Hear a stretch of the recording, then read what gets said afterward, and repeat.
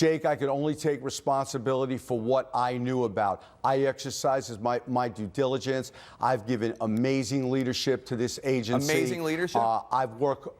Yes, Jake.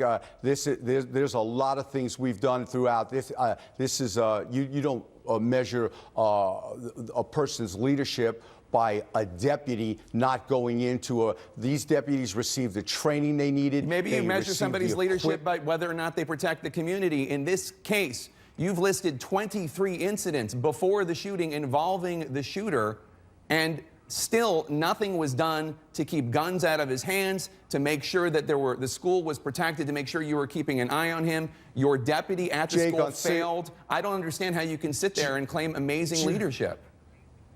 Jake, on 16 of those cases, our deputies did everything right. Our deputies have done amazing things. We've taken this, in the 5 years I've been sheriff, we've taken the Broward Sheriff's Office to a new level. I work with some of the bravest people I've ever met. One person, at this point, one person didn't do what he should have done.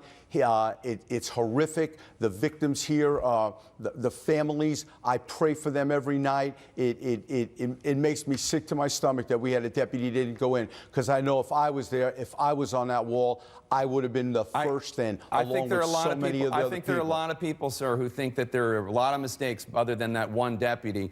David, are you, your family, the community, are you starting to hear a rising concern about how the Broward sheriffs operated, staying outside while the shooting was going on? See, I'm glad you bring that up, and it definitely is a raising concern, that the fact that they didn't go in, but that also brings up two things.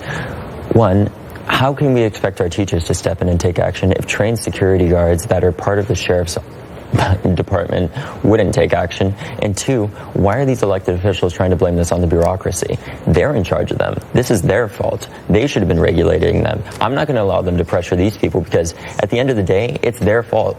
These elected officials are the boss of these sheriff personnel, and just like the president is the boss of the FBI, Governor Rick Scott is essentially the boss of Scott Israel, the sheriff, and as such, he should be held accountable.